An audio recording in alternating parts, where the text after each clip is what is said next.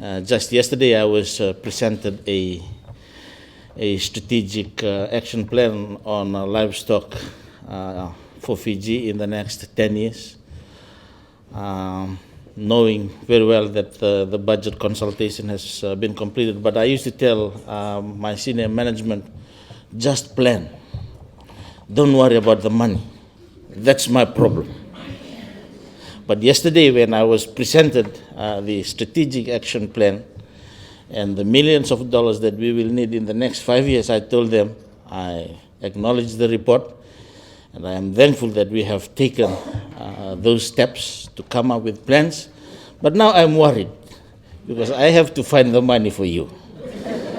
And I'm even more worried this morning when the executive director stated that hopefully the minister will get some money for you. But DFAT is here, and DFAT will provide you with more money.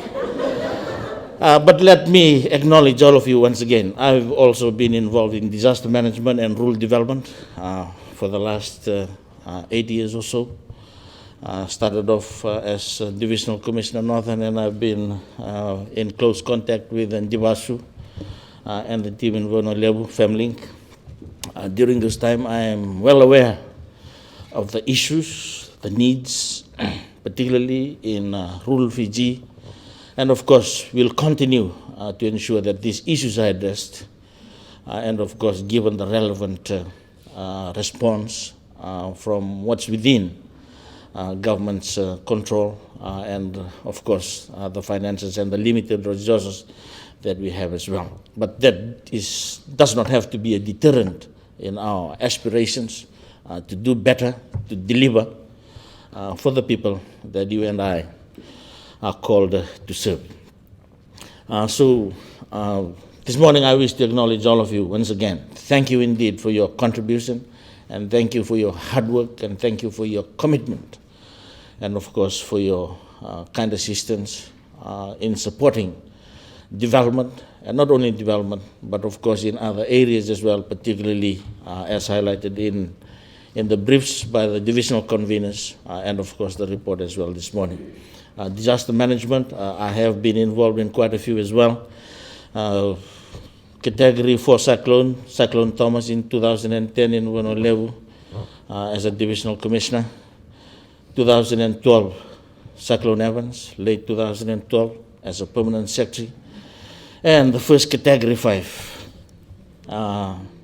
for Fiji. Of course, I was involved in Cyclone Pam as well last year as minister, particularly for Cyclone Pam.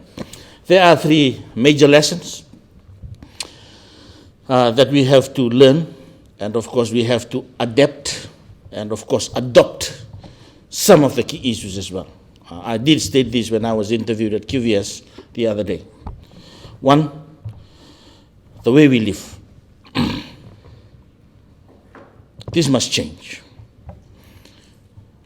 because disasters is going to be a norm in the future. Take that seriously. There is scientific evidence, and for us, particularly the Pacific region, when we go to international forums and regional forums, we tell the audience that you don't have to tell us about climate change, because we are experiencing the change. It's not going to happen. It's already happening and will continue to happen. That is the new norm, as I say it and see it. So the way we live definitely will have to change. Let's be positive. There are risks, but risks, as you are well aware, risks can be reduced, risks can be mitigated, risks can be transferred, or we have to accept the fact and live and manage the risks. Not all risks are good. It's positive as well, and it's good for human development if we remain positive. I hope that we always remain positive. I'm glad I'm from Teleu. There is no problem. Let's be positive. But that's the new norm. If that is the new norm, then definitely, because it will affect the way we live, structures will have to change. That is why governance is so important. I have a responsibility in governance. You also have a responsibility in governance. You and I will never run away from that responsibility. As an individual and collectively, as a community and as a nation, we all have responsibilities. Structures, systems, processes, attitudes must all change if we are to survive, if we are to cope, if we are to do better. That's the new norm. This is key lessons learned, and that is why reports as such are important for all of us. Secondly, the way we do development. We are a developing country. Development is good, but development comes with costs as well. FEMLINK, apart from our participation and economic empowerment, let's also, please bear with me, let's also advocate environmental issues. Because we need our environment for development to be sustainable in the long term. Sustainable development was defined way back in the 80s in one of the United Nations Commission reports as meeting the needs and aspirations of today without compromising those of the future. Unfortunately, some developments that are occurring today are compromising the future, and we can't afford that. All developments are good. We need to look after our environment. Our rural women are here, and also for us in the urban communities, peri-urban communities, we all have a collective responsibility to look after our environment. I'm talking about the way we do development. It is costly, but we also need to invest in risk reduction. I, for one, always argue this. Let's do a cost-benefit analysis. The costs are less, but the benefits in the long term far outweigh the initial costs. It is painful, and most of us see that as an expense, but it is an investment. The way we do development must change. Let us not just do development for the sake of doing development. Development that is sustainable, development that is economically viable, and will not compromise the future. We all have an equal responsibility. And I always say this, government will do its responsibility, communities need to do their responsibility as well. I always like the Chinese proverb. I think I mentioned this last week. When you're talking about short-term solutions, plant rice. Unfortunately, there's a lot of good arable land for rice in Fiji and particularly Bono, but nobody's planting rice, and we are importing about $50 million worth of rice every year. But that $50 million can be circulated amongst the rural community if we just all plant rice. Simple as that. For medium-term solutions, plant trees. I've talked about development. Forestry is an extractive industry. Most of our indigenous species are almost gone now. There is very little replanting, reforestation. But for long-term solutions, plant trees. If you want to be a millionaire, plant sandalwood. That's the best economic empowerment, and no investment will ever match that. But for long-term solutions, cultivate the people. People will make development sustainable.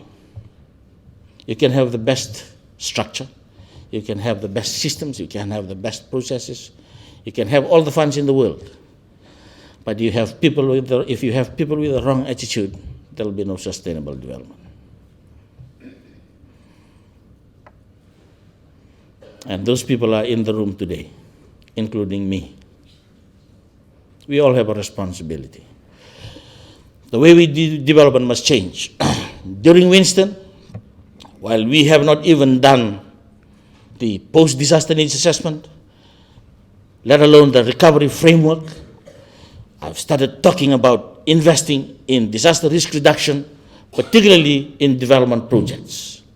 And for our women who are here today, when you go back, please, this is the main message that you need to take back to your communities. Invest in your homes.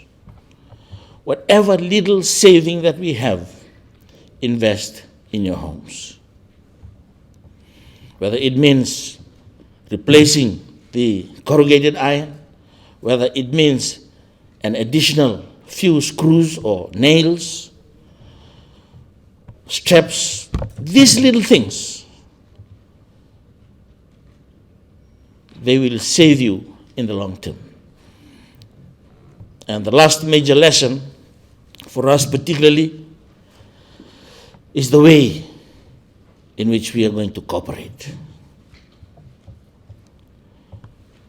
Domestically, within, and outside international cooperation. But we are not going to do it alone. The Prime Minister is the first to admit that there are still issues that needs to be addressed. Maybe collectively, we can all say that we did quite well, given the magnitude of Winston and the devastation it brought, unfortunate, to our country. While we may be seen by our international partners and friends that we have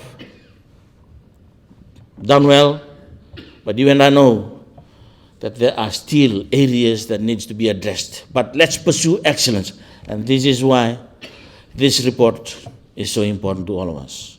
And thank you, Executive Director and all the sister NGOs and DFAT and all the stakeholders.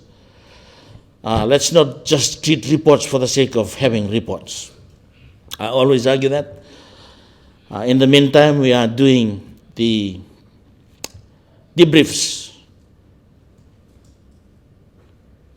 for all the 4 divisions. I think Tuesday was Commissioner East's office.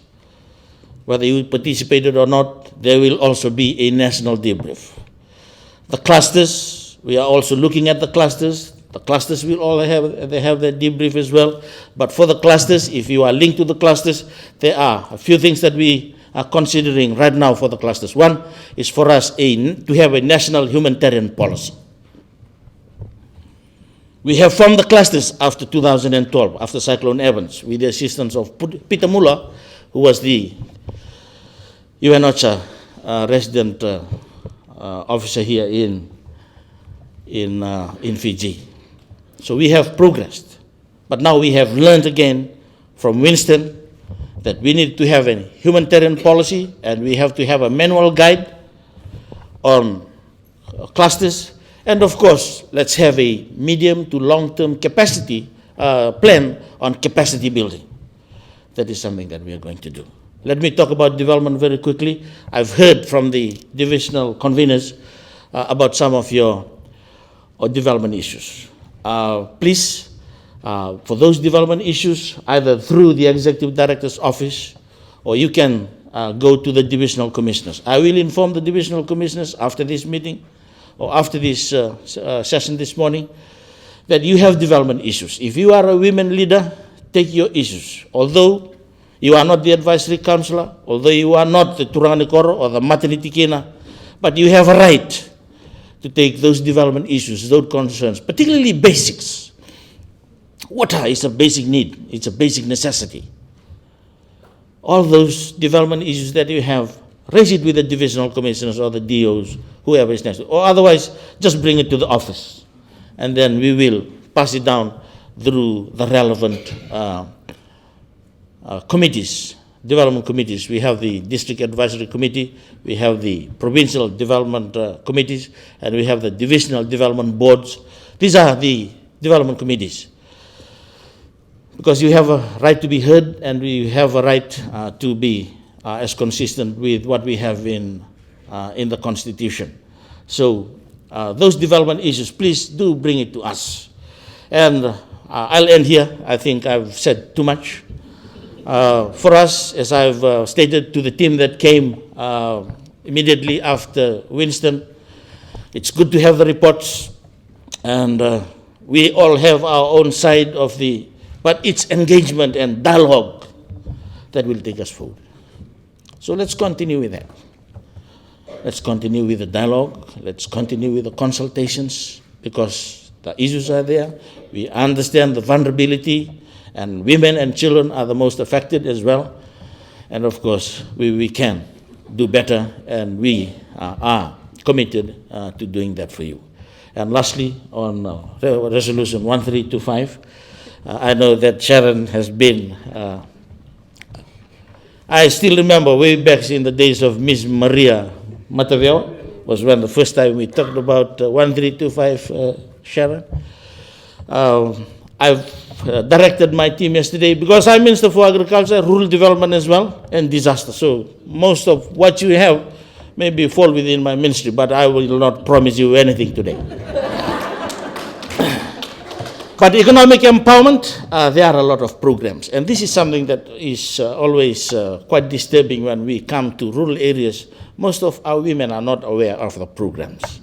And probably, Executive Director, if we can, my ministry can organize a briefing where we can, maybe you can bring the divisional conveners, where we can tell you what's available in the Prime Minister's small grant, what's available in the Ministry of Agriculture in terms of the non-demand-driven approach and the cottage industries, and what's available in rural development in terms of self-help projects, and what's available also through the Office of the Commissioners in IHRDP projects. I think IHRDP funded the Vunivivi and the Nalemba, if I remember correctly. These were the few projects. That's about economic empowerment. Definitely we need to economically empower our women, not only involve them in decision making. And I've instructed the team yesterday, make sure that we launch the Women in Agriculture project straight after the announcement of the budget. So keep your ears wide open,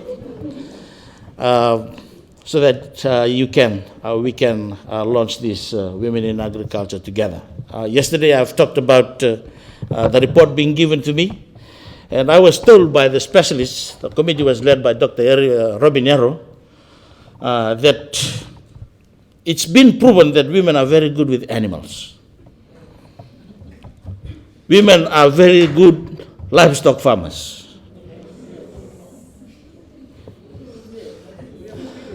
I want you to prove that. So we want to see more women participation in agriculture, and we want to see more participation in economic empowerment, and of course we will look at how we can address 1325. We've given that commitment already. Thank you for all the good work that you have been doing. Keep up the good work, and of course we all have a responsibility to build a stronger and a better Fiji. Pinawale.